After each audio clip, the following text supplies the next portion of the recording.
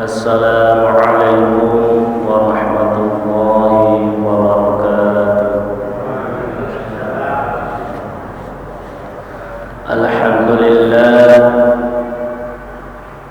Alhamdulillahi rabbil alamin.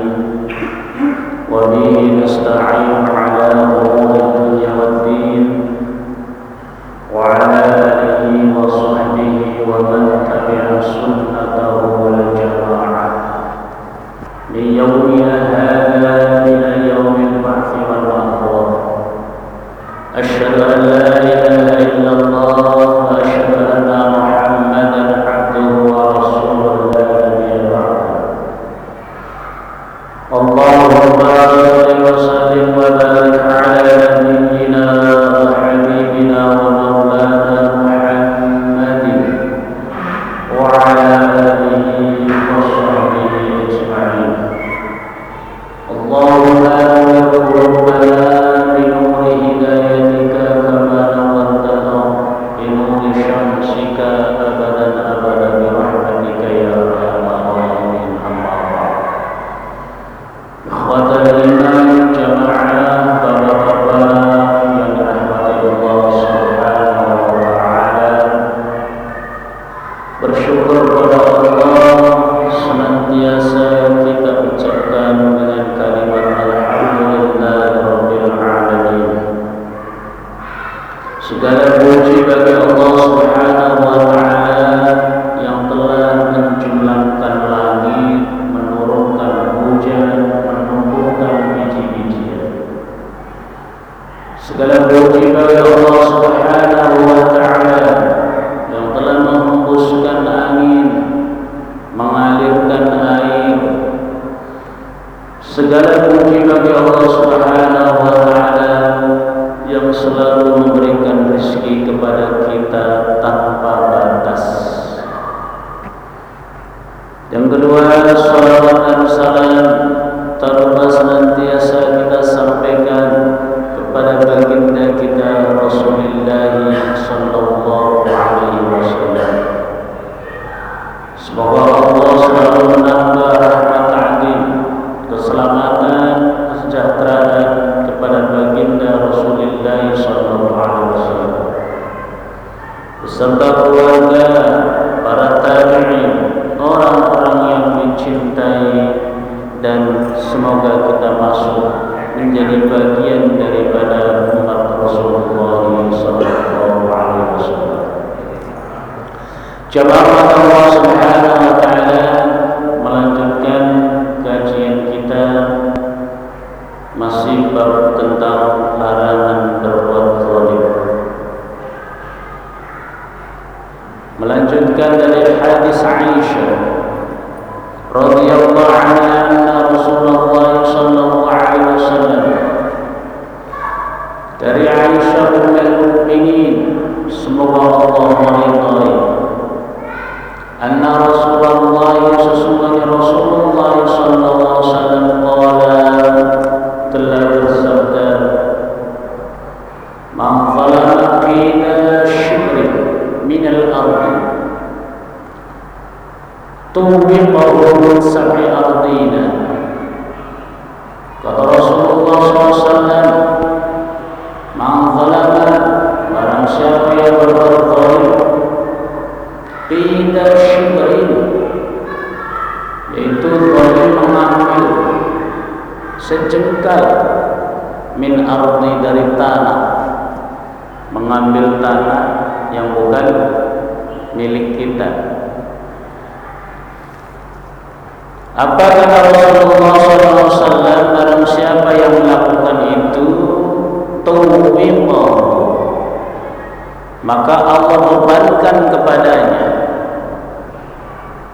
Bebankan itu ya, kalau orang Jawa diumperukin,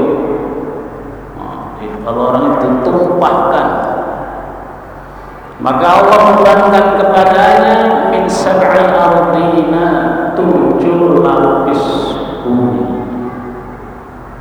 Jadi bumi ini lapisannya ada 7. Kalau diambil sejengkal, maka sejengkalnya kali ke bawahnya itu. Ini berat. 7 lapis bumi dibebankan kepadanya.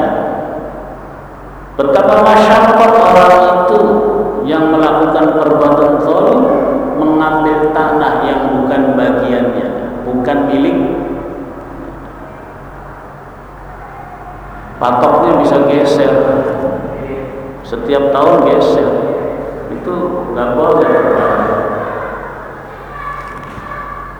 Kalau sudah seperti ini, maka dipastikan orang itu tidak luput dari balasan Allah Subhanahu wa ta'ala. Dan nanti balasan Allah lebih keras di akhirat itu daripada di bumi. Jadi azab itu lebih keras di akhirat daripada di dunia. Hukuman itu lebih keras di akhirat daripada di dunia. Masalah itu lebih berat di akhirat daripada di dunia. Maka sepusing-pusingnya kita banyak masalah belum seberapa, nanti dibandingkan masuk ke alam akhirat. Pusingnya itu sampai orang yang rambutnya hitam menjadi putih, cepat memutih. Orang yang belum saatnya melahirkan karena banyak masalah beban yang berat, maka melahirkan. Jangan dikira orang yang bunuh diri itu masalahnya selesai, enggak, justru lebih berat. Ya Allah, orang bunuh diri karena sakit nggak sembuh-sembuh. Ini bagaimana ini? Sakit itu kan memberikan cash flow siksaan di dunia, siksa akhirat diganti di dunia, nggak seberapa. Toh sehatnya lebih banyak daripada sakitnya. Maka kita harus sabar, sebab nanti takfifan Allah hadapkan dia dalam keadaan ringan. Artinya karena sudah siksanya sudah di awal, asal sabar menerima. Ini malah bunuh diri. Na'udzubillah. Jamal maka Allah Subhanahu wa ta'ala, kalau tanah yang kita ambil kita tanamin singkong terlalu cepat ya. Ini mangga 1 jengkal setengah meter tanah orang, kita geser patoknya, kita tanamin mangga. Mangganya setahun berbuah, sekali buah 5 kuintal. Dari 5 kuintal itu dapat duit 5 juta. Dari 5 juta dibikinin warung di pinggir jalan buat modal. Yang 5 juta warung di pinggir jalan dibikin usaha menjadi 10 juta, 20 juta. Dari itu keuntungan dibeliin ruko lebih besar lagi. Bahannya dari mana tadi? Dari mangga yang ditanam di tanah yang nih sangat fatal. Diancam oleh Allah Subhanahu wa ta'ala, kullu nabata min kharamin fannaru awlad. Kullu mahmin nabata, setiap daging yang tumbuh min haramin, dari sesuatu yang haram, fannaru awlad, maka siap-siap daging itu dibakar. Udah jadi ruko, untungnya buat biaya sekolah anak, buat ngasih makan istri, terus buat infak masjid juga ya. Tuh. Ini dari bahan yang gara-gara jual mangga tadi. Setiap tahun mangganya 5 juta. Awas ini Pak. Ini istijrot namanya ini. Kalau kita nggak menyadari. Bismillahirrahmanirrahim.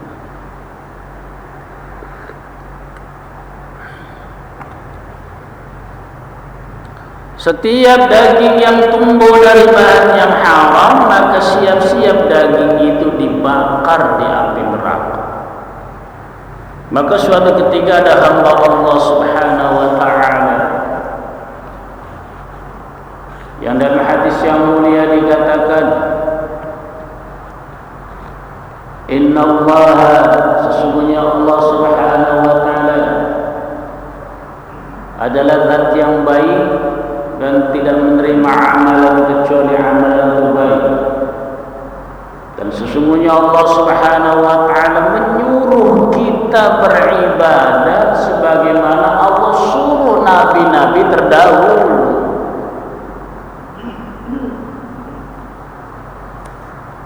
Qala Allah ta'ala ya rusuluhu min thayyibati wa'amal salih wa nabi, makanlah kalian, yaitu makanan yang halal, wa'amal salih, dan berbuatlah kebaikan.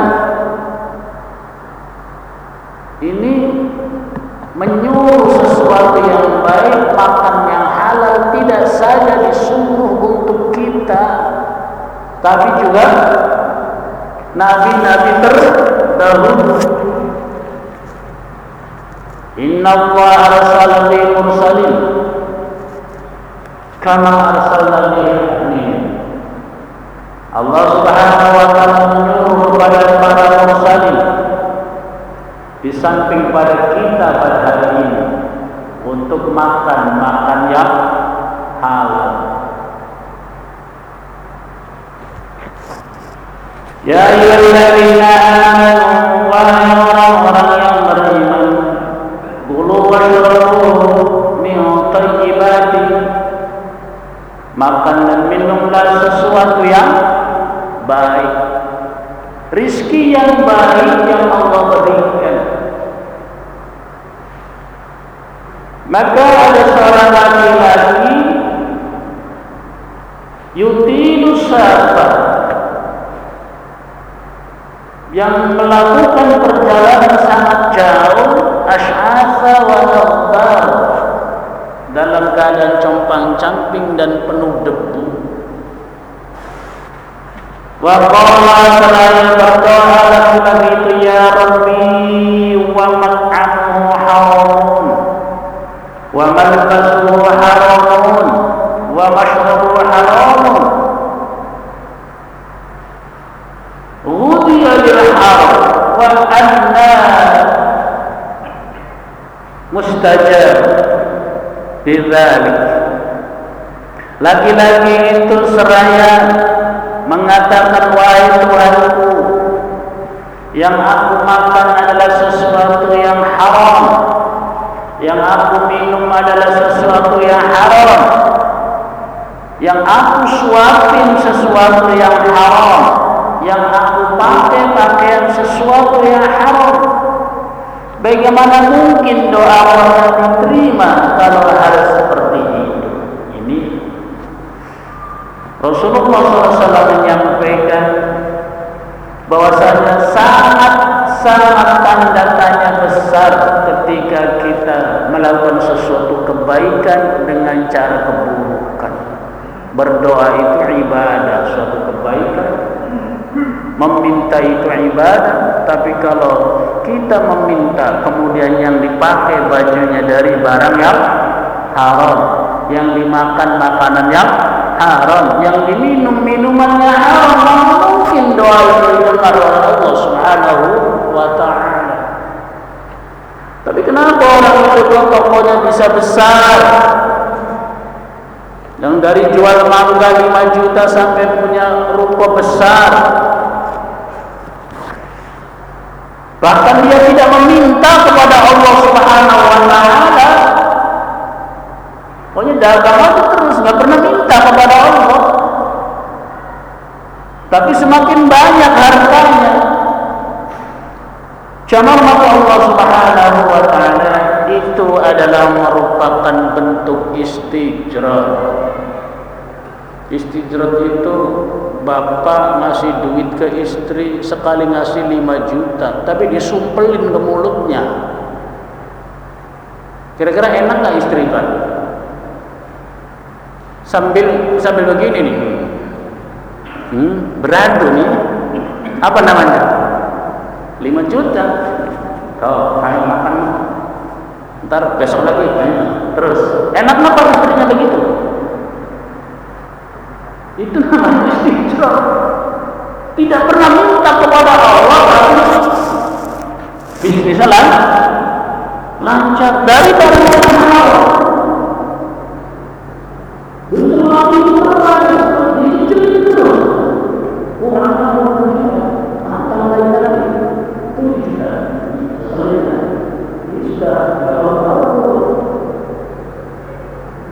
kita suami masih ke istri kanan kiri ngasih ke anak istri semua jangan dilempar ini aku disumpel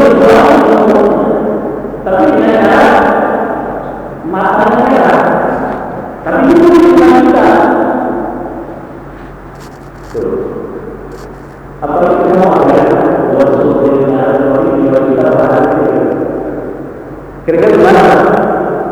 Yang enak tapi kita dengan cara satu saya ayat ini dicium telinganya enak begitu ya? Harus berkorban karena yang ini dari disumbang itu istijrah itu begitu. Jadi kita jangan silau kalau mereka tidak pernah ibadah tapi ngoceh. Apa ngoceh? Proyek ngoceh apa semua? Itu lagi semua yang dijadikan Pak.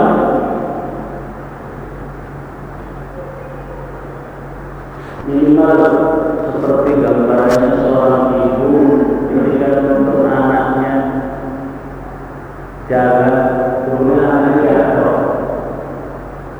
Ibu itu mabuk tapi ngomongin, tapi sambil kamu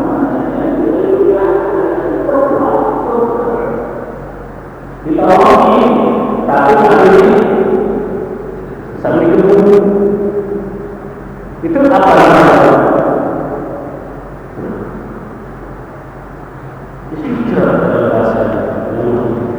Tidak ada kasih saya.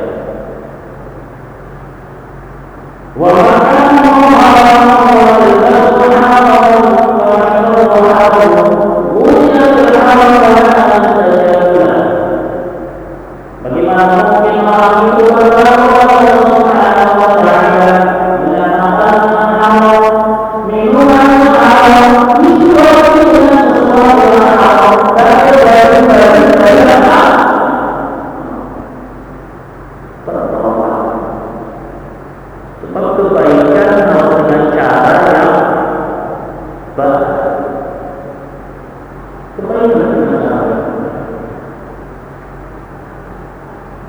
itu di dunia begitu. Tapi ada kata Rasulullah SAW, ditumpankan itu tanah dipunah. Mulai panjang pada rezeki itu sudah pasti pada Allah Subhanahu wa taala. Dan kita makan itu sepiring cukup. Kalau makan berapa kilo? 10 kilo cukup. Yang hanya 10 kilo, apa yang kita ini? Makannya yang apa-apa, maunya beli-belinya, kalau beli sawi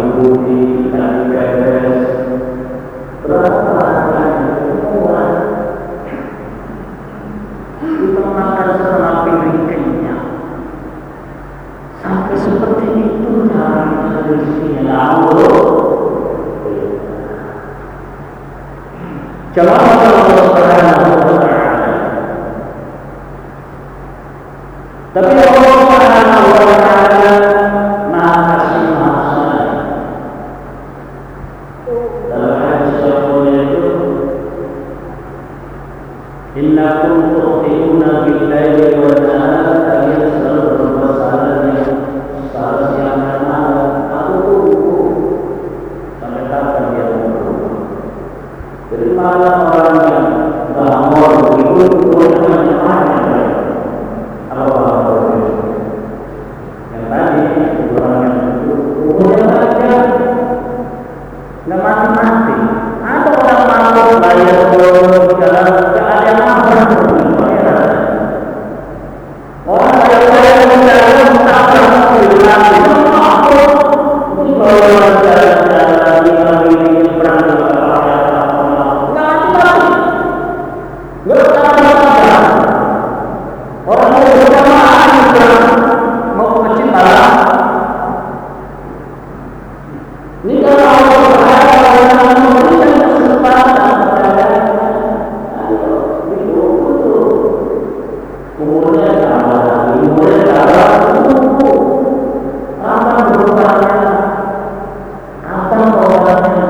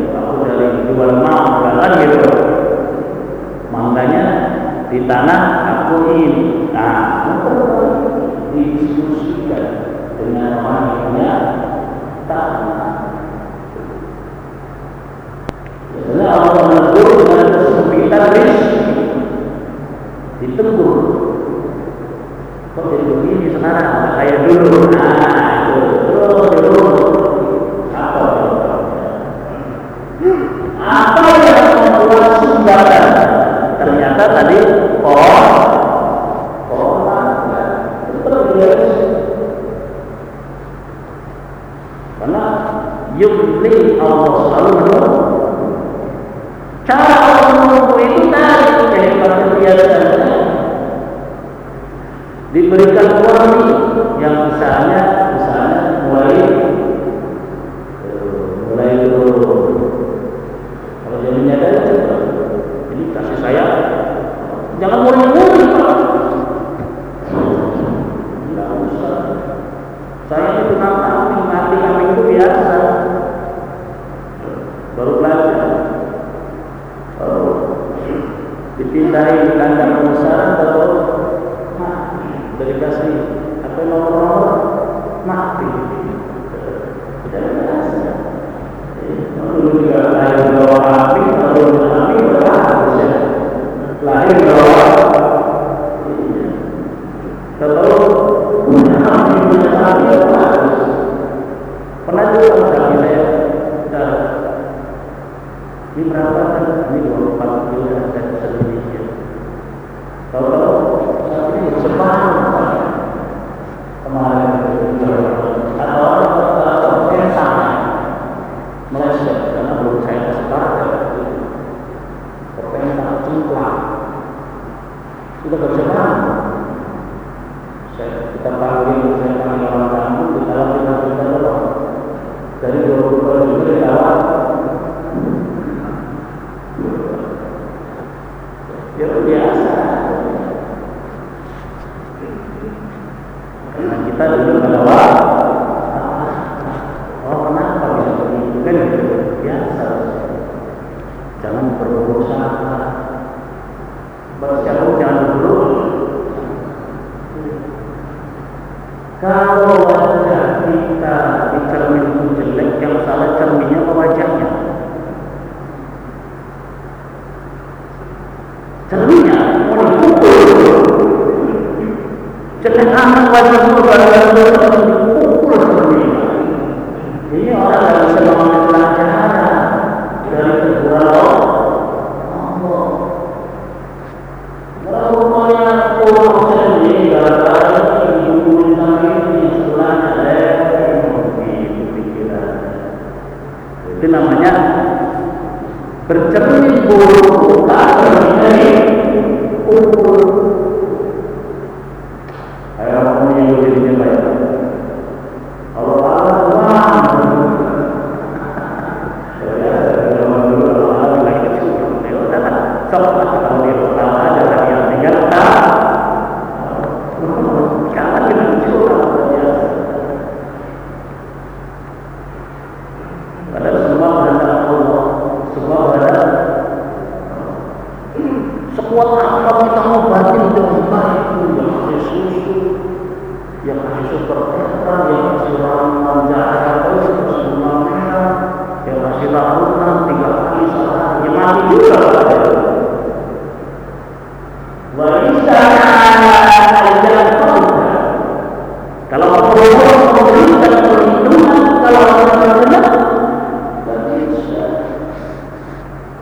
mau dimulai salah kalau Allah akan menaikkannya tenang.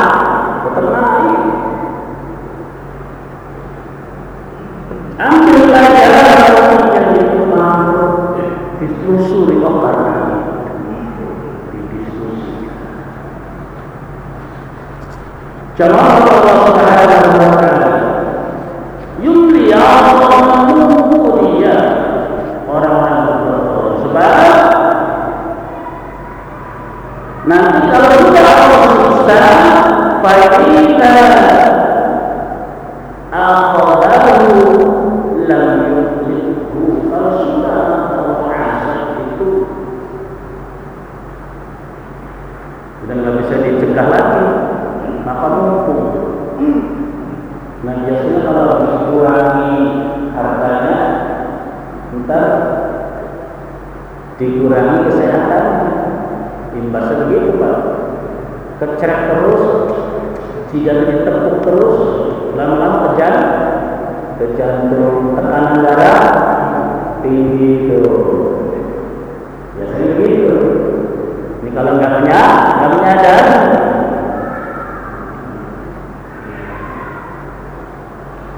akhirnya fisik jadinya. Kalau sudah fisik begitu, yang tadinya mudah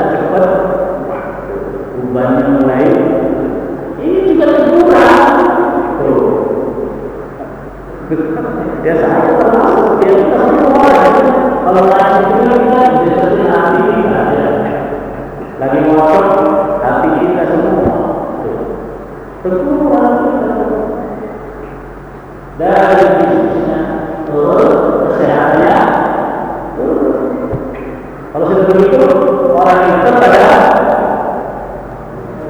pada marah. Ya kalau jangan ngapain sih ngurusin orang bangkrut, menemani orang mau biasa makan dengan bayar dia. Mau dia bayar, malah tak terima utang. Ini ujian, ini terus ini Allah sayang kepada biar bisa memakai ibrah atau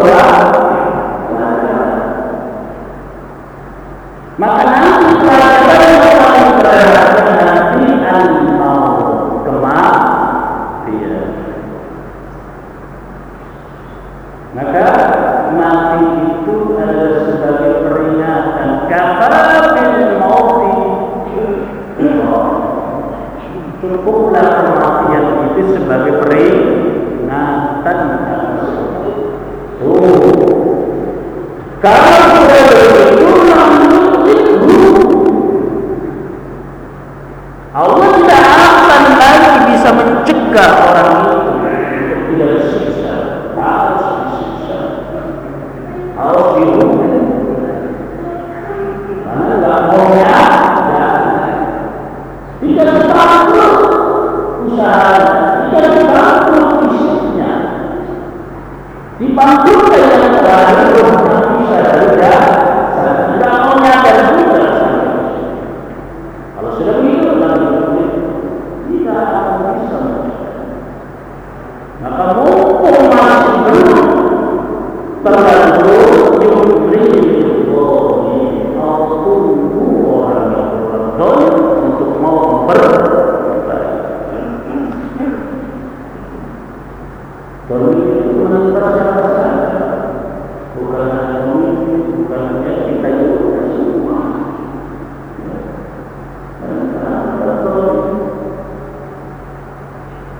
Seperti menggunakan mata untuk kebaikan juga,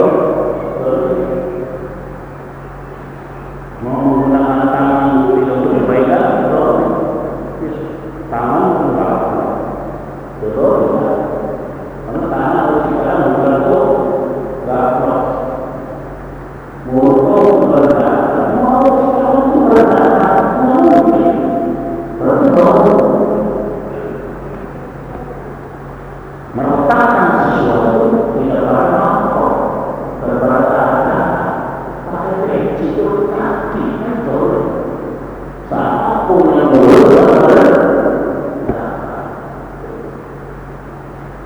punya pikiran berburuk sama punya hati untuk menyimpan dendam, kebencian, kemarahan.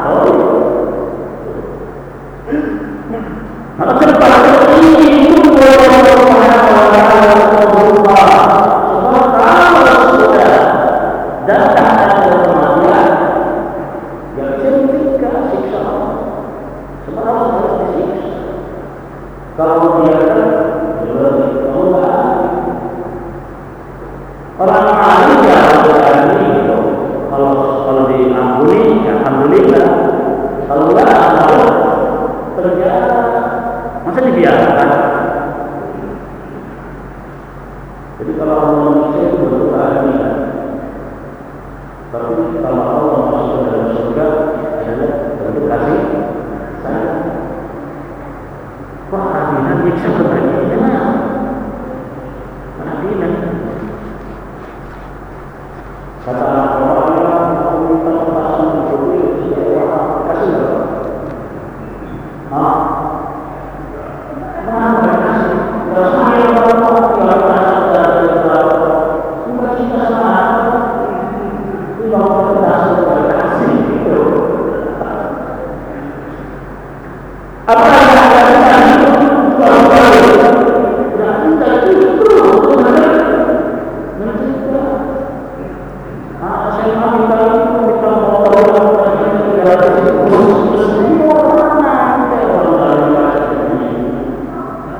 Diberi juga, kecuali kalau balapan mengendalikan silakan.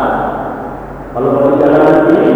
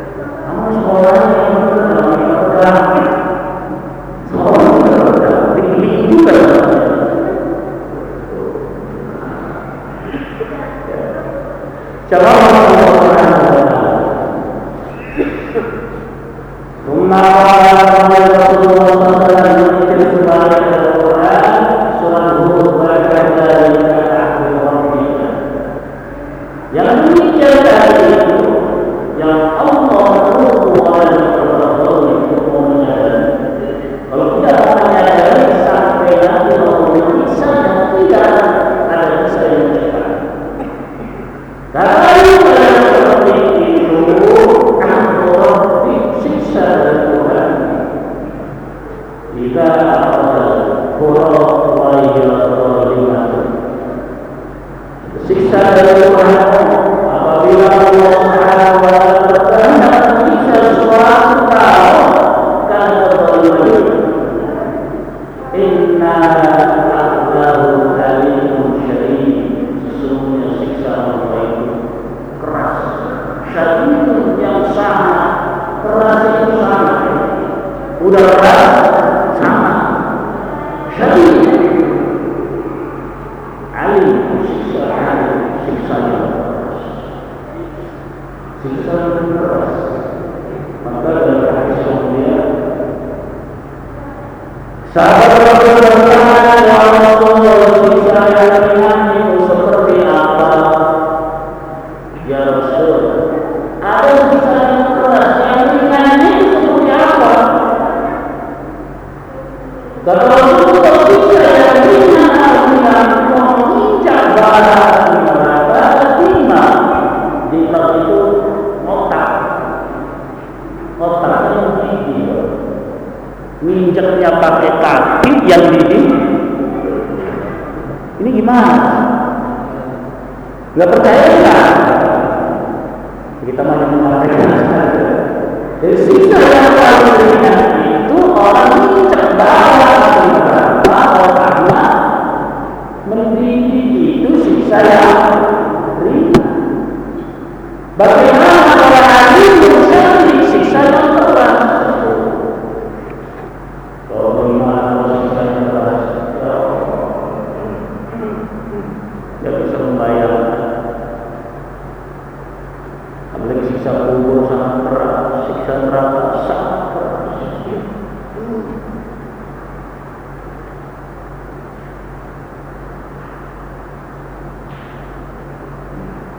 Sahabat Utsman bin Affan itu kalau at-tahiyat dari membaca Allahumma inni a'udzubika min adzabil qabr wa min adzabi jahannam wa min fitnatil mahya wa min fitnatil masyiyah.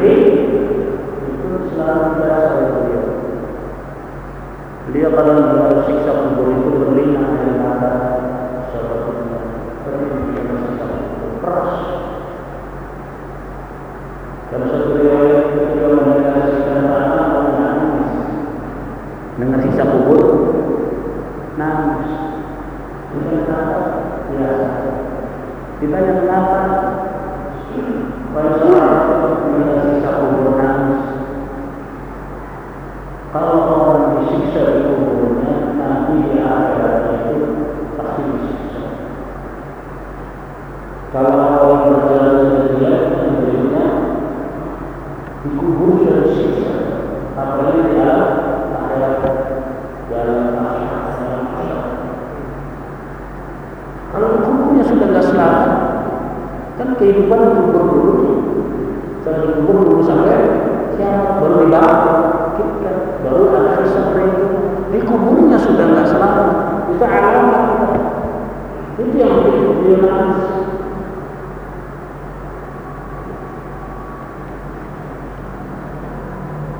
Awal perjalanan sudah di sini, apalagi mau kemana? Saya mau naik. Tapi dari sini itu udah habis, kakinya nggak bisa jalan, masih di sini, ada di jari belum kan? Bagaimana soal itu? Makanya dikubur sudah disiksa, apalagi nanti di neraka. Maka sebenarnya mudah-mudahan Allah Subhanahu wa taala melindungi kita semua, hati kita dari hal-hal yang sifat-sifat buruk yang mana Allah Taala berikan. Cukup ya? Cukup ya? Saya sampai lupa banyak. Ada yang tanya kan? Cukup.